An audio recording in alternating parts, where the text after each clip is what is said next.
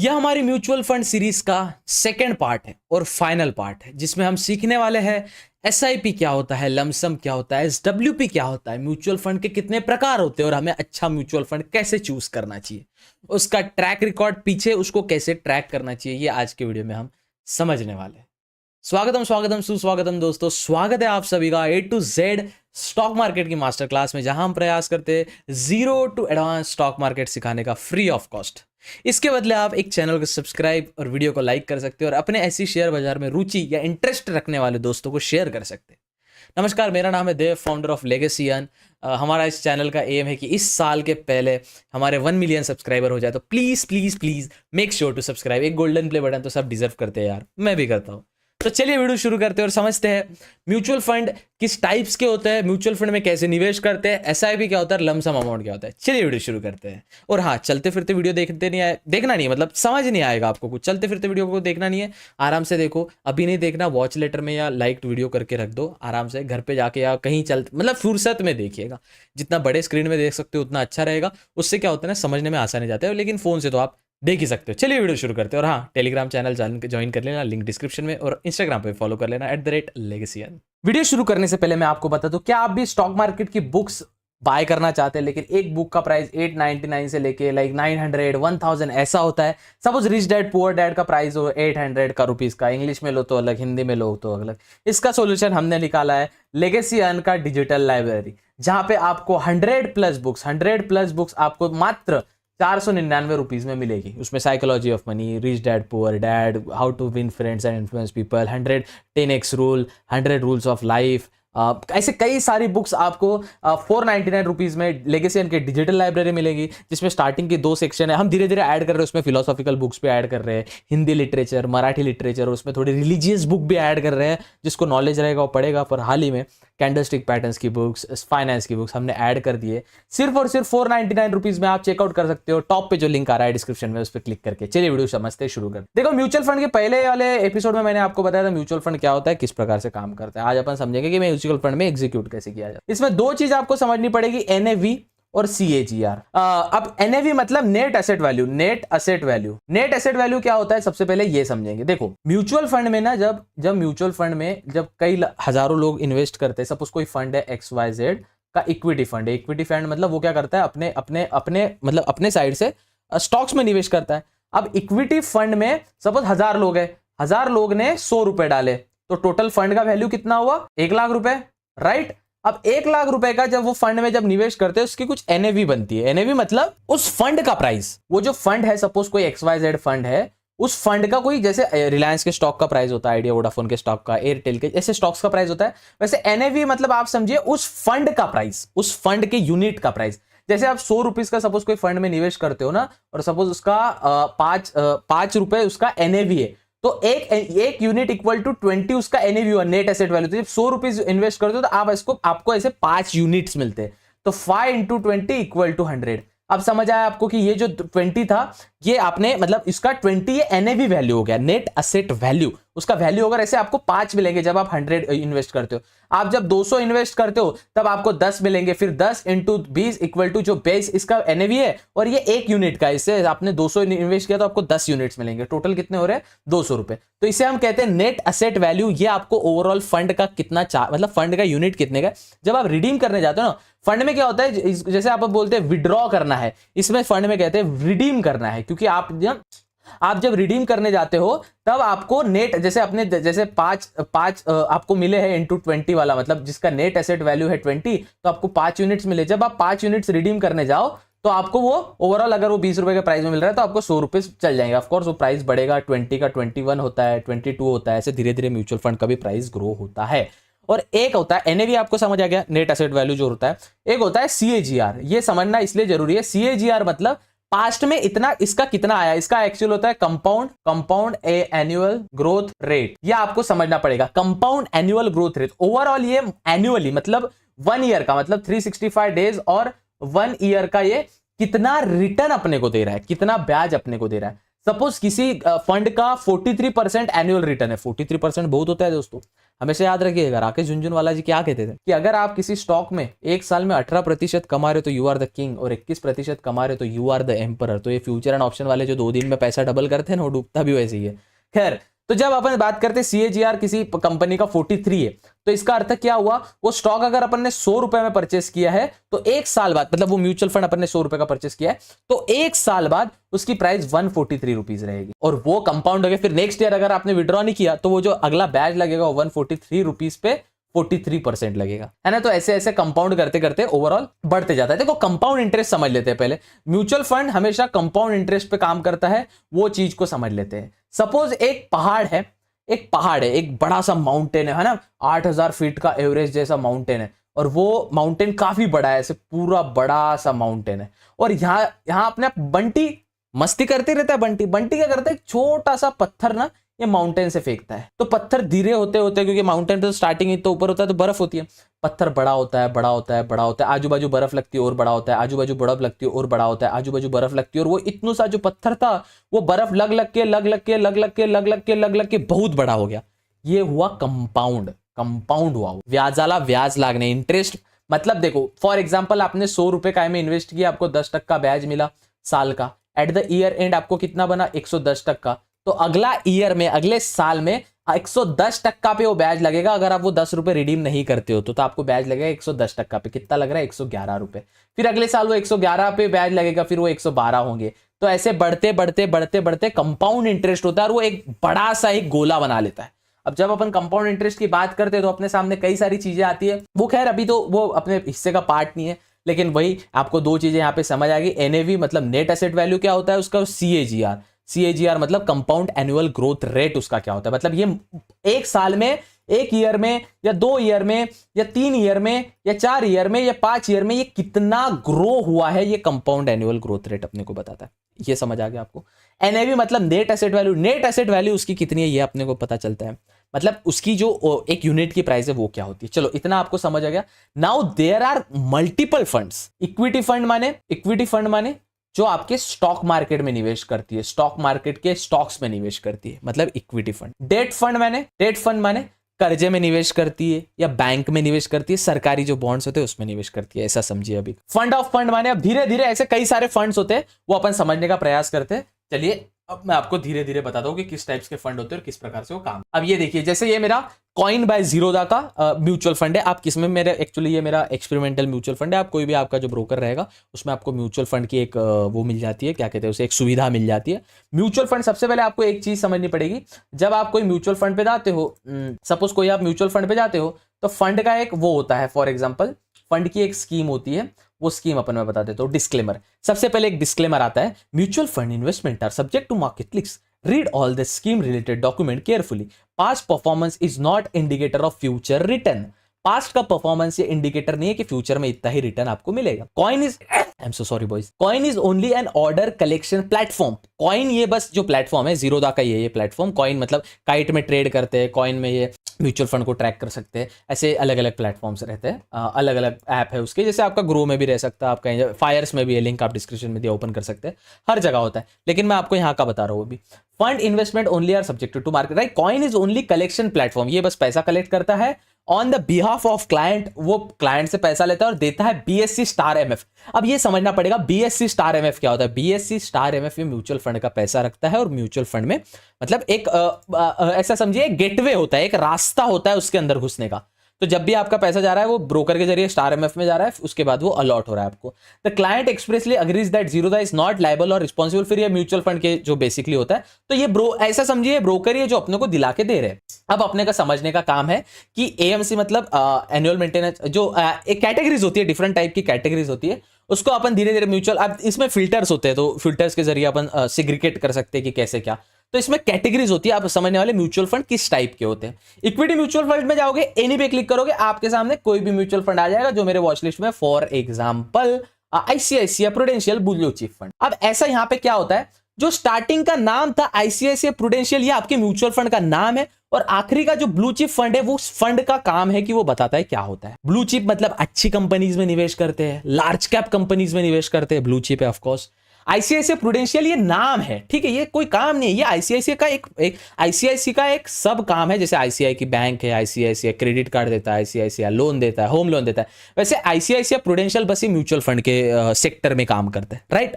तो ICICI prudential ये mutual fund है, ब्लू चिप फंड है। ब्लू चिप फंड मतलब ये बड़े बड़े कंपनियों में निवेश करता है, चिल्लू पुल्लू कंपनी में निवेश नहीं करता। क्यों? क्योंकि ब्लू चिप फंड है। करंट एनएवी मतलब नेट एसेट वैल्यू क्या है इसकी नेट एसेट वैल्यू 115 रुपए। ये ओपन जब हुआ था फंड ये 18 एनएवी का था। यहां पे आप देख सकते हो, ये आपके सामने दिख के आ रहा है, ये दिख रहा है आपको। तो 2 जन 2013 को 18 फरवरी को या 2 जन 2013 को जब ये फंड का नया उत्पन्न हुआ था, फंड जब फाउंड हुआ था, तब ये 18 रुपए का था। आज ये है 115 रुपए का। तो धीरे धीरे ग्रो किया है, समझे आप। सेम इसका सीएजीआर मतलब कंपाउंड एनुअल ग्रोथ रेट, पिछले पास्ट मंथ्स में, पिछले 1 ईयर में वो कितना रिटर्न दिया है। यहां पे आप सिलेक्ट कर सकते हो 1 ईयर, तो देख सकते हो भाई 37% रिटर्न दिया है। मतलब 100 रुपए डालोगे तो 137 रुपीज मिलेंगे आपको। मिनिमम इन्वेस्टमेंट कितनी है इसकी? वो है 100 रुपीज। मिनिमम इन्वेस्टमेंट 100, मतलब अगर मैं बाय करने जाऊं तो मिनिमम मैं 100 ही इन्वेस्ट कर सकता हूं। Minimum investment 100, right. और 500 के मल्टीपल, मतलब ये तो ऑफ कोर्स एक वो है बटन है कि आप 500 के गुना पैसे बढ़ा सकते हो, लेकिन minimum investment 100 rupees, right. AUM मतलब ओवरऑल इसमें कितना पैसा है, ये फंड में ओवरऑल लोगों ने कितना पैसा डाला है। तो इसमें 59,364 करोड़ रुपीस है। अब इमेजिन कीजिए कभी, अब जो बताता हूं मैं आपको, चलिए। एग्जिट लोड मतलब जब आप फंड से निकलते हो, इसका भी एक रूल होता है। अगर आप 1 साल के अंदर तक फंड से निकलते हो तो आपको 1% एग्जिट लोड लगेगा। अगर 1 साल के बाद आप फंड को एग्जिट करते हो या रिडीम करते हो या उस म्यूचुअल फंड को सेल करते हो तो आपको बिल्कुल भी पैसा नहीं लगेगा। यहां पे 1 ईयर इक्वल टू नील और 1% equal to applicable NAV, net asset value, asset value पे होगा आपके, राइट। एक्सपेंस रेशो ये आपको देना पड़ता है। एक्सपेंस रेशो मतलब भाई अब वो फंड आपका मैनेज कर रहा है, तो भाई ये जो फंड मैनेजर साहब है या आईसीआईसीआई प्रूडेंशियल कंपनी, इसको तो अपना फंड का थोड़ा पैसा देना पड़ेगा ना। ये कितना? 0.88%, मतलब 100 रुपए में से 80 पैसा, सिर्फ 80 पैसा, 1 रुपया भी नहीं, 80 पैसा तो इनका भाड़ा होता है, ऐसे समझिए। तो एक्सपेंस रेशो मतलब भाड़ा, और एग्जिट लोड मतलब जब इसमें आप निकलोगे 1 साल के अंदर अगर आप निकलते हो, मतलब आज अपन ने बाय किया, आज का 21 जुलाई या 22 जुलाई आज का, अगर आज आपने एग्जिट किया और 22 जुलाई 2025 के अंदर तक आप एग्जिट करते हो तो 1% आपको एग्जिट लोड देना पड़ेगा, नहीं तो नहीं देना पड़ेगा, ठीक है। अब ये वॉच लिस्ट में आप डाल सकते हो, यहाँ पे वॉचिंग पे क्लिक किया, ऐड टू वॉच लिस्ट हो गया। ये कंपेयर कर सकते हो आप दूसरे म्यूचुअल फंड से। अब सुनो, यहां पे बाय कर सकते हो आप direct net banking, NEFT, RTGS से, यूपीआई से। मैं हमेशा यूपीआई से करता हूं। एंड यहां पे आप एसआईपी स्टार्ट कर सकते हो। What is SIP? एसआईपी मतलब सिस्टमैटिक इन्वेस्टमेंट प्लान। एक चीज आप समझ जाइए, पर मंथली बेसिस पे। देखिए अब आपको मैं एक और काम की चीज बताता हूं। एसआईपी माने पर मंथली बेसिस पे। पर मंथली बेसिस पे मतलब अगर आप मंथ में सपोज 50,000 रुपए कमाते हैं, सपोज 50,000, 1 सेकंड, 50,000 रुपए आप मंथ के कमाते हैं, तो आप क्या करते हैं, घर में जो तुम्हारा घरदार का जो सीन रहेगा, तो घर पे आप सपोज कोई पुणे में जॉब कर रहा है तो घर पे 20 रुपए बचता है पेरेंट्स के पास, जो इसके पास 30,000 रुपए बचते हैं।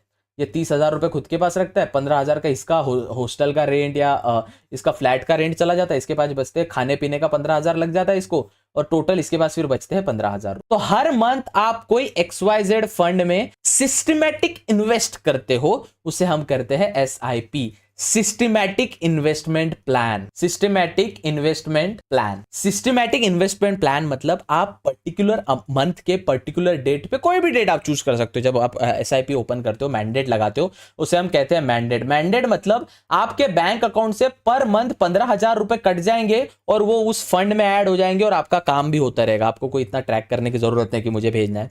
लेकिन आई मोर प्रीफर लमसम, क्योंकि मेरा जो बिजनेस होता है, कभी अचानक मेरे पास 20,000 रुपए आते हैं। फॉर एग्जांपल मैं हमेशा आपको मैं पूरा पता नहीं बता सकता हूँ, खैर मैं यार मुझे क्या ही मिलेगा। मैं हमेशा ऐसे ऑर्डर डालते रहता हूँ, आप देखोगे इसमें मेरे ऐसे ऑर्डर पड़े रहते हैं। जैसे कोई पुराना जाएगा 22 का, तो देखो मेरे ऑर्डर पड़े तो रिजेक्ट हो गए थे। ये 12,000 का ऑर्डर है, 9,000 का ऑर्डर है, 1,000 रुपए का ऑर्डर है, 75,000 का ऑर्डर है, 3,000 का ऑर्डर, ये NFO है। मैं समझाऊंगा NFO क्या होता है, न्यू फंड ऑफरिंग, वो भी समझाऊंगा। लेकिन ये ऐसे मेरे ऑर्डर पड़े रहते हैं। अगर आप थोड़ा पीछे जाओ तो ऐसे मेरे ऑर्डर चालू ही रहते हैं। जैसे ये वाला हो गया, फिर नेक्स्ट मंथ के आज के डेट पे जाते हैं 16 तारीख तक। अच्छा, मैक्सिमम वन मंथ का अलाउड होता है ना, तो लास्ट 30 डेज में देखते। देखो ये मेरे ऑर्डर से पूरे लास्ट 30 डेज के आखिर के ये तो 3 रिजेक्ट हो गए थे मेरे। लेकिन HDFC स्मॉल कैप में 67,000, फिर 12,800, फिर 1,000, फिर 75,000, 3,000, ऐसे मेरे म्यूचुअल फंड के ऑर्डर पड़े रहते हैं, ठीक है। तो अभी अपन उसमें लमसम ऑर्डर डाले, मेरा कोई SIP नहीं चलता है।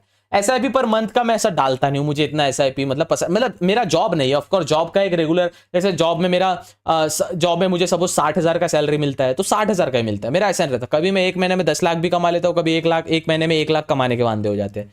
तो बेसिकली इस प्रकार से चीजें काम करती है। तो जब आप कोई भी स्टॉक यहाँ पे देखोगे, एचडीएफसी सपोज ये देख रहे हैं अपन, HDFC mid cap opportunities fund. तो एचडीएफसी जो है ये फंड का नाम है, ये फंड भी मैनेज करते हैं, ऑफकोर्स बैंक की नहीं है उनकी, ब्रोकर ही नहीं है वो, फंड भी मैनेज करते हैं। मिड कैप अपर मतलब मिड कैप में डालते हो पैसा। एनएवी आपका 198 चल रहा है, सीएजीआर 49 का दिया है, मिनिमम इन्वेस्टमेंट 100 रुपए की, एग्जिट लोड ये समझ गया आपको। अब यहाँ पे नीचे थोड़ी चीजें देखो, रिस्क इन्वॉल्व। इक्विटी स्टॉक्स वाले चीज में जब आप डालते हो तो रिस्क थोड़ा इन्वॉल्व हो जाता है और रिस्क वेरी हाई रहता है। निफ्टी 50 गिरता है, मिड कैप कंपनीज गिरती है। कल निर्मला सीतारमण जी बजट में कुछ अच्छा ऊंच नीच बोलेगी तो इसको फर्क गिरेगा। So mutual fund is directly related to stock market, इतना आपको समझना है। कुछ म्यूचुअल फंड, फिर आप बोलोगे गोल्ड बॉन्ड का अलग हो गया, ईएलएस टैक्स सेविंग फंड, नहीं वो अलग हो गया, वो सरकार के बॉन्ड में भी निवेश करते हैं, वो सरकारी स्कीमों में भी निवेश करते हैं, तो उसका टेंशन नहीं रहता। लेकिन जो रिस्क इवॉल्व स्टॉक में था, इक्विटी के अगर रिस्क पे जाओगे तो सब में रिस्क इवॉल्व होता ही है। अब ये चिराग सेतालवर्ड करके इसके म्यूचुअल फंड मैनेजर है। ये बंदा, sorry I am so sorry sir, I am so sorry, ये जो सर है, अगर फंड मैनेजर का कोई वीडियो भी रहता है आपको, फंड मैनेजर का चिराग सेतालवर्ड का, आप देख सकते हो हमारा फंड मैनेजर कौन है, वो अच्छा व्यक्ति है या नहीं, उसका पास्ट रिकॉर्ड क्या है, आप सब गूगल पे पब्लिक डोमेन में आपको उसका इतिहास मिल जाता है कि आप इतने जिम्मेदारी से आपका हार्ड अर्न मनी किसी को दे रहे हो, तो जिम्मेदार वो संभालने वाला कौन है, तो चिराग सर करके है वो संभालने वाले। तो बाद में यहाँ पे व्हाट फंड हाउस से करके कोई फंड हाउस का वीडियो भी रहता है, फॉर एग्जांपल देखूं बताऊंगा मैं आपको। तो ऐसे लो कॉस्ट इंडेक्स फंड भी रहता है जिसमें लो कॉस्ट रहता है, इक्विटी प्लस डेट फंड भी रहता है, ऐसे अलग अलग टाइप्स के फंड होते हैं। मैं समझाता हूं आपको फंड क्या होता है। ऑनगोइंग एनएफओ होते हैं। अब जैसे देखो मैं एनएफओ समझा देता हूं आपको, ये कॉन्सेप्ट एनएफओ माने न्यू फंड ऑफरिंग्स। ये क्या रहता है, जैसे अपना आईपीओ निकलता है, राइट, अपना जैसे स्टॉक मार्केट में जब अपन करते हैं तब कोई नई कंपनी को लिस्ट होने का रहा तो वो क्या करती है, आईपीओ निकालती है, इनिशियल पब्लिक ऑफरिंग। तो लोगों से पैसा लेती है, सपोज XYZ अमाउंट लेती है, फिर उसके हिसाब से वो स्टॉक का प्राइस बन जाता है और फिर वो स्टॉक बीएससी एनएससी मतलब एक्सचेंजेस में ट्रेड करता है। सेम स्टॉक म्यूचुअल फंड अगर नया लाना रहा तो उसको एनएफओ कहते हैं। एनएफओ माने new fund offering, new fund offering क्या होता है, नया कोई फंड आता है ना मार्केट में या म्यूचुअल फंड में लिस्ट होता है तो वो फंड ऑफर करते हैं कि हाँ सर हमारा फंड आ रहा है, अभी हम इस पे काम करने वाले हैं। हाल ही में जैसे मेरा ये ऑर्डर पड़ा है, आपको दिखा है 3,000 रुपए मेरा ऑर्डर का पड़ा है, शायद ये ऑर्डर मैंने शायद एक लास्ट 30, ये देखो ये वाला जो मैंने डाला है एनएफओ में पैसा डाला है, न्यू फंड ऑफरिंग। कौन सा, ICICI Prudential oil and gas, ईएफटी exchange tradition oil and gas पे फोकस करेंगे, ऐसा समझिए। Nifty oil and gas by purchase fresh है, फ्रेश क्यों, क्योंकि फर्स्ट टाइम है, ग्रोथ है। अब इसमें इनकम और ग्रोथ ये भी बता दो मैं क्या होता है, पहले आप ये समझ लो कि न्यू फंड ऑफरिंग मतलब म्यूचुअल फंड का आईपीओ, जो नया फंड आता है वो न्यू फंड ऑफरिंग में आपको दिख जाएगा, अलग अलग टाइप के फंड होते हैं। अब यहाँ पे एक और चीज मैं आपको समझा दूं कि ये काफी कंफ्यूजिंग कॉन्सेप्ट होता है म्यूचुअल फंड के लिए, वो है एक रहता है ग्रोथ, एक होता है ग्रोथ, एक होता है IDWC मतलब इनटर्म कुछ तो लॉन्ग फॉर्म होता है इसका, मैं भूल गया थोड़ा, है ना। ग्रोथ माने जब आप एक फंड में 100 रुपए निवेश करते हो तो आपको इसका 10% ब्याज बनता है, सपोज 10% उसका इन्वेस्टमेंट में रिटर्न आया तो आपके हो गए 110 रुपए, राइट। तो साल के एक जैन में आपने एक जैन में निवेश किया था तो ये 100 रुपए थे, जब आपने फिर इंटरेस्ट मिला 10% उस पे, अब एक दिसंबर में ये 110 रुपए हो गए, 110 रुपए मतलब एक साल में आपको 10% रिटर्न मिला। तो अगला जब साल चालू होगा, अगला जब वो ईयर चालू होगा तब ये जो बैज लगेगा ना वो 110 रुपए पे लगेगा। ये होता है ग्रोथ, समझ गया आपको। लेकिन IDWC ऐसा कुछ तो होता है, इनटर्म होता है, आप देख लेना आपके फंड में भी रहेगा, मैं बताता हूं अभी आपको बताऊंगा। जब आप 100 रुपए निवेश कर रहे हो बैज उतना ही लगेगा, म्यूचुअल फंड वही रहता है क्या, 10% रिटर्न दूंगा। म्यूचुअल फंड दोनों XYZ जिसमें आपने उसमें भी किया था ग्रोथ में भी वो सेम ही म्यूचुअल फंड था, सपोज ये भी सेम ही म्यूचुअल फंड है, इसमें आपका बैच बना फिर 110 रुपए। लेकिन जैसे इसका साल खत्म होता है, एक ईयर का 10 ईयर होता है, पर एनम का ही होता है, तो इसमें आपको 10% जो है वो आपको बैंक अकाउंट में वापस आ जाता है। वो 100 रुपए तो नहीं आते, 100 रुपए तो आपको म्यूचुअल फंड में इन्वेस्टेड है, लेकिन ये जो 10% है ये आपके बैंक में रिटर्न आ जाता है, समझा। ठीक है, मैं आपको अब इससे समझाता हूं, एक सेकंड। अब जैसे कोई इक्विटी का फंड है, मल्टी कैप फंड है, अब देखिए यहां पे ना 2 फंड आए सेम नाम के, भाई ये दो फंड क्यों आ रहे हैं सेम नाम के। अब for example SBI multi cap fund आया, ये SBI मल्टी कैप फंड भाई दो क्यों है, 17,007 करोड़ इसमें डाले, 17,007.26 करोड़ इसमें डाले। ये IDWC है, ये इनटर्म है, ये ग्रोथ है। ग्रोथ मतलब जब इसमें मुझे 100 रुपए डालूंगा और मुझे सपोज 20 रुपए का रिटर्न मिला, 120 रुपए हुए, तो अगले साल से वो 120 रुपए पे इंटरेस्ट लगेगा। इंटर्म में क्या होता है, इंटर्म बुड्ढे बाड्ढे लोगों के लिए रहता है, जो ऐसा 60-70 साल के बुड्ढे हो जाते हैं ना, 50 साल के बुड्ढे, वो स्टॉक में, वो म्यूचुअल फंड में डालते हैं, और जो ब्याज आता है ना, वो बैंक अकाउंट में ब्याज आते रहता है, बैंक अकाउंट में ब्याज आते रहता है। फिर वो इंटर्म मतलब वो बैंक अकाउंट में पैसा आता है पर साल के साल, या पर क्वार्टर, या पर वो जो स्कीम का डॉक्यूमेंट रहेगा, हर 6 महीने में लाना है, हर 3 महीने में लाना है, हर 4 महीने में लाना है, हर महीने में लाना है, हर साल में लाना है, वो स्कीम के डॉक्यूमेंट पे रहता है। इतने सारे म्यूचुअल फंड है, उस स्कीम के डॉक्यूमेंट पे रहता है। लेकिन आपको ये समझ आ गया, IDWC मतलब मंथली आपको, या साली वाले ईयरली आपको 6 मंथ में आपको 100 रुपए पे जो भी ब्याज बनता है वो वापस मिलेगा। ग्रोथ में नहीं, वो ब्याज उसमें ऐड होगा और वो टोटल नंबर पे ब्याज लगेगा। इसलिए ये हमेशा प्रीफर करो ग्रोथ। मेरे जितने भी म्यूचुअल फंड है, सपोज ये मेरी एग्जांपल की होल्डिंग है दोस्तों, मेरी रियल होल्डिंग नहीं है। मैं ऑफ कोर्स मेरी असली होल्डिंग मेरे माता पिताजी के अकाउंट में रहती है। आई मीन ऑफ कोर्स माता जी के अकाउंट में रहती है, क्योंकि हार्दिक पांड्या जैसा सीन हुआ तो क्या ही करे। तो समझो कि यहाँ पे मेरे सब ग्रोथ है। देखो ग्रोथ है, ICICI prudential blue chip growth है, कॉन्ट्रा है, ग्रोथ है, कोटक ग्रोथ है, ठीक है। तो इससे अभी मेरे को कितना रिटर्न आया, PNL 10,000 रुपए, 2 महीने का फंड है, 3% हुआ इस पे, 3,25,000 इसमें है, ठीक है। बाकी के ऑर्डर कुछ लगे नहीं, कुछ लगे, तो ऐसा चलते रहता है, ठीक है। अब समझते हैं अपन फंड किस टाइप्स के होते हैं, ठीक है। कैटेगरी होती है यहाँ पे डेट फंड, हाइब्रिड फंड, वो debt fund, hybrid fund, solution and oriented fund, others fund. चलिए समझते हैं। इक्विटी फंड मतलब any multi cap, ELSS, small cap, large cap, mid cap, value, sectoral, thematic, flexi cap, focused, hybrid. क्या बोले भैया, समझ नहीं आया। एनी मतलब रैंडम फंड जो इक्विटी में निवेश करे। सबसे पहले इक्विटी फंड का मतलब क्या होता है, जो स्टॉक मार्केट में निवेश करते हैं। चीजों को समझ। इक्विटी फंड का मतलब होता है, इक्विटी फंड मतलब जो स्टॉक मार्केट में निवेश करे, स्टॉक मार्केट में इन्वेस्ट करे, मतलब इक्विटी फंड। ये आपको समझ आ गया। मतलब जो शेयर बाजार, जो इंडियन स्टॉक मार्केट है, इंडियन स्टॉक मार्केट में जो निवेश करता है, जो अपने पैसे लेके एक फंड मैनेजर स्टॉक मार्केट में निवेश करता है, उसे हम कहते हैं इक्विटी फंड। समझ आ गया। चलिए अब इसमें इक्विटी में एनी मतलब random fund, multi cap fund मतलब जो मल्टीपल चीजों में, small cap, mid cap, large cap, सभी, फ्लेक्सी कैप, कॉन्ट्रा फंड, ऐसे सभी मल्टी कैप फंड में हर टाइप में निवेश करता है, उसे हम कहते हैं मल्टी कैप फंड। अब SBI कॉन्ट्रा फंड ने कितना रिटर्न दिया एक साल में, sorry SBI multi cap fund ने 27% रिटर्न दिया। मिनिमम इन्वेस्टमेंट 5,000 रुपए। लॉक इन पीरियड है, कुछ लॉक इन पीरियड देखना जरूरी है दोस्तों। ये नहीं देखोगे तो फंस जाओगे। कुछ का लॉक इन पीरियड रहता है 5 साल, किसी फंड का 10 साल। आप उसके बीच में पैसे नहीं निकाल सकते। ना, कितना भी हो जाए, तू वो फंड मैनेजर के जाके उनको जॉब देके आ जाए, लेकिन आप पैसे नहीं निकाल सकते उसमें से, ठीक है। तो वो होता है लॉक इन पीरियड। ये समझ आ गया आपको।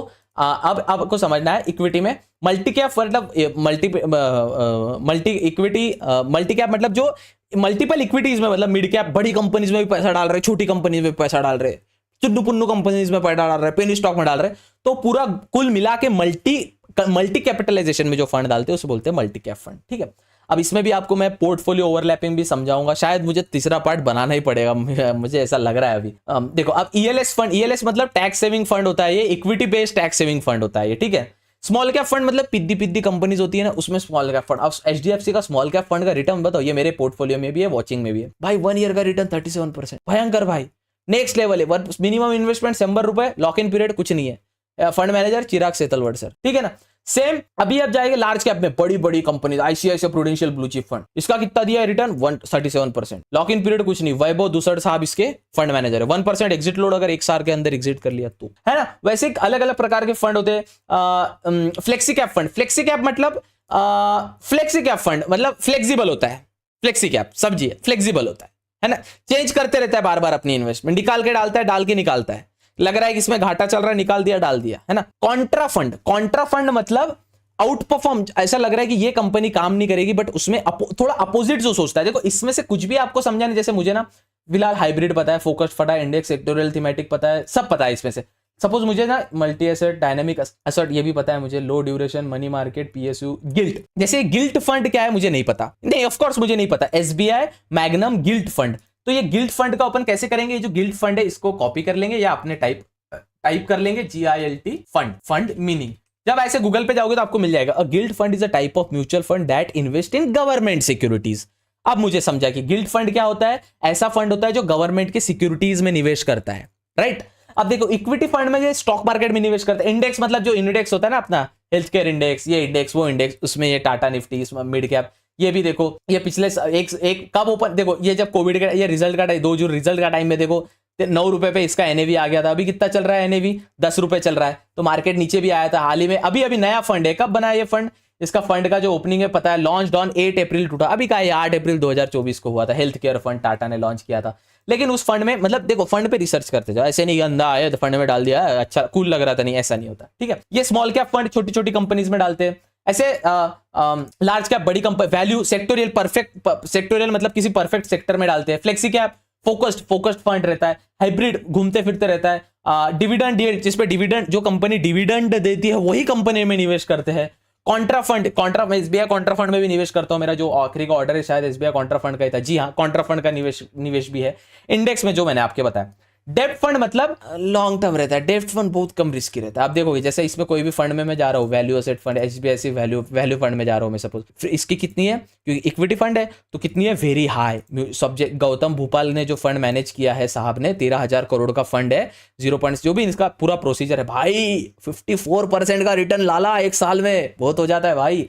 तो ये वैल्यू फंड जो ग्रेट वैल्यू देते हैं, आप रिसर्च कर सकते हो कौन सा फंड का क्या है, तो आप समझ सकते हो। मुझे भी पूरे लर्न नहीं रहते ऑफ कोर्स, मुझे basic mid cap fund, flexi cap fund, Contra fund, liquid fund, dividend yield fund, Contra fund, multi cap ELS fund, ये मुझे पता है, ठीक है। अब इसमें हाई रिस्क होता है इक्विटी में, आप डेट में जाओगे आप, अब इसमें जाओगे आप सपोज जाओगे गिल्ट में, गिल्ट फंड मतलब जो government security, SBI magnum guilt fund, इसमें रिस्क देखो कम रहता है, मॉडरेट रिस्क है इसमें, पर रिस्क मॉडरेट है तो भैया रिटर्न पर साल का 8% ही मिलता है। 8% रिटर्न माने म्यूचुअल फिक्स डिपॉजिट जितना रिटर्न जो अपने बैंक में फिक्स, कल बैंक तो 6-7 देती है लेकिन ये 8 दे रहा है।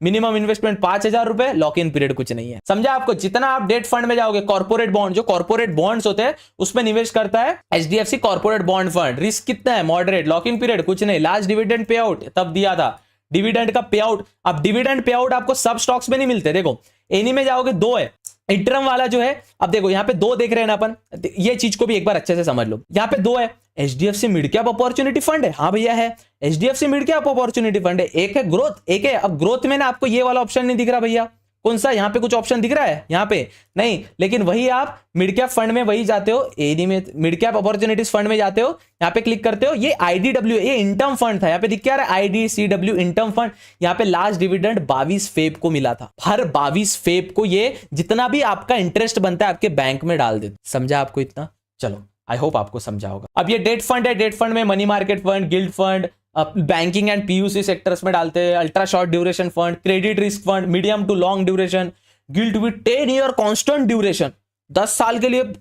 अब इसमें जैसे ये वाला अगर देखा जाए तो इसमें लॉक इन पीरियड मैक्सिमम रहते हैं, लॉक इन पीरियड रहते हैं इसमें, खैर अभी तो नहीं है लेकिन लॉक इन पीरियड वाले भी कई सारे रहते हैं। हाइब्रिड फंड मध्ये any fund, arbitrage fund, dynamic asset location fund, multi asset location fund, aggressive, ये अग्रेसिव मतलब ना इक्विटी और डेब्ट, जैसे आईसीआईसीआई प्रूडेंशियल इक्विटी और डेब्ट फंड, हाँ ये मेरा नेक्स्ट रहने वाला है फॉर श्योर, इसमें मैं करने वाला हूं थोड़ा इन्वेस्ट।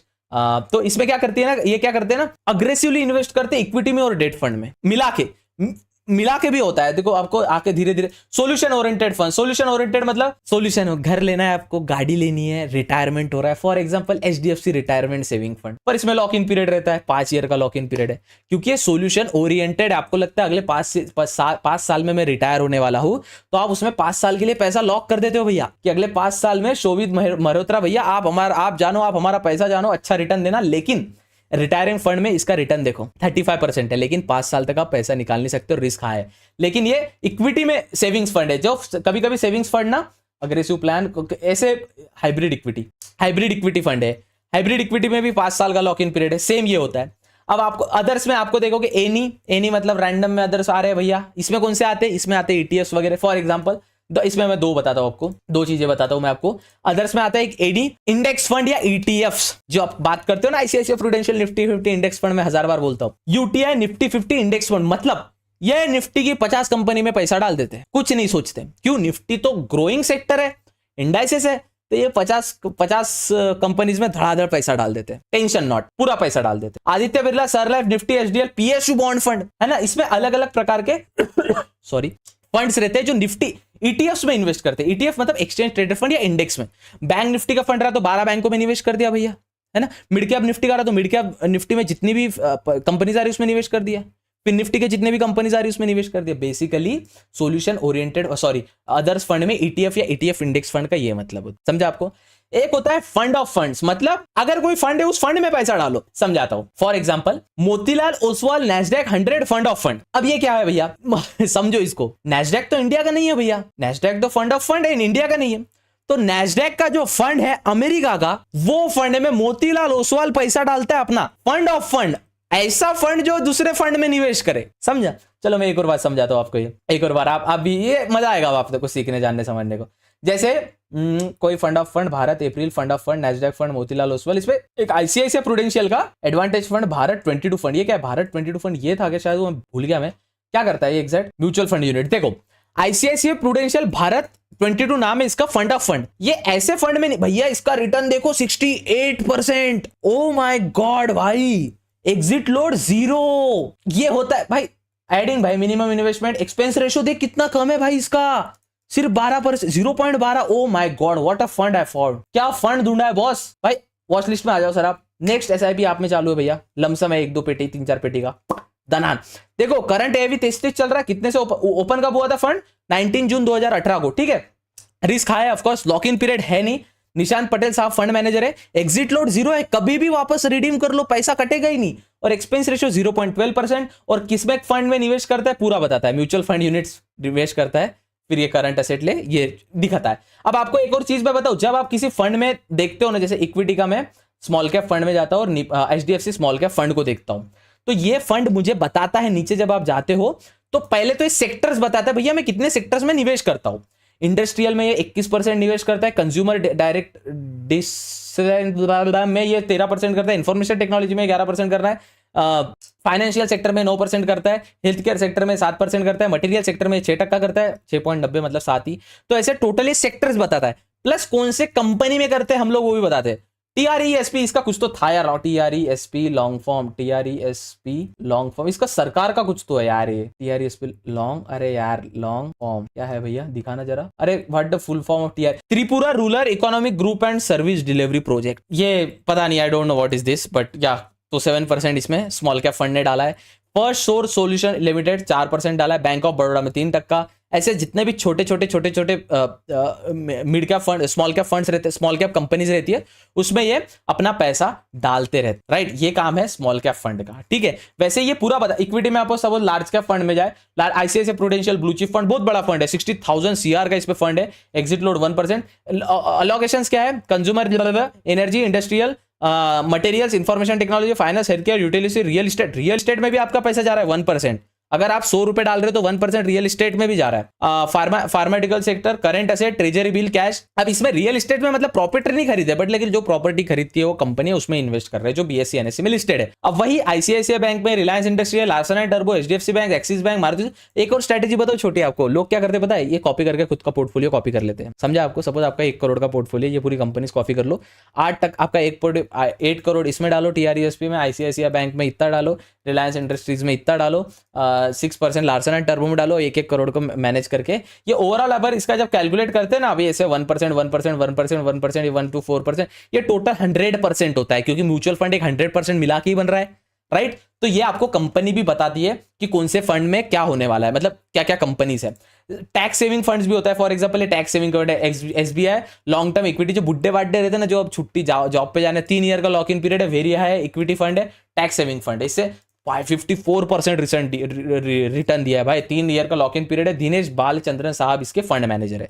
एक्सपेंस रेशियो इतना है, एग्जिट लोड रेशियो इतना है, क्या क्या करता है ये, इसमें निवेश करता है, गेल में निवेश करता है, कमीज में करता है, एक्सिस बैंक में करता है, ऐसे ऐसे अलग अलग चीज में ये निवेश करता है। अब यहाँ पे आपको स्मार्ट बीटा, अलग अलग टाइप्स के फंड है, स्मार्ट बीटा टाइप का भी एक फंड है, इसमें भी आपको पता चलेगा कि Motilal Oswal BSE enhance value index fund, Motilal Oswal Nifty 200, जैसा निफ्टी 50 होता है ना, वैसे निफ्टी 200 मोमेंटम 30 इंडेक्स फंड। अब देखो समझो इसको मीनिंग, निफ्टी 200 में निवेश कर रहे हैं, मोमेंटम में 30, जो 30 अच्छी मूवमेंट दे रही है ना, उसमें भी निवेश कर रहे हैं। 150 मोमेंटम 50 इंडेक्स फंड, लो वोलेटिलिटी, जिसमें लो वोलेटिलिटी है ना, उसमें निवेश कर रहे हैं, यूटीआई, बीएसई। ऐसे कई सारे फंड आपको अपने डीमैट अकाउंट के ब्रोकर में मिल जाएंगे, फायर्स में मिल जाएंगे, जीरोधा में मिल जाएंगे। ओवरऑल वीडियो बनाने का तात्पर्य क्या किया, आप long term alternative to bank FD. भैया आप मुझे ना बैंक एफडी में मन नहीं है और मुझे कोई रिस्क भी नहीं लेना नहीं है और बैंक एफडी नहीं करनी, लो भैया कोटक लिक्विड फंड में ट्राई करो ना साहब, लॉक इन पीरियड रहेगा कुछ तो आपको नहीं है, lock in period moderate risk है, रिटर्न कितना दे रहा है 60% का रिटर्न दे। अब ऑफकोर्स ये ऐसी चीज बहुत कम रिटर्न देती है क्योंकि ये मॉडरेट फंड होते हैं, थोड़े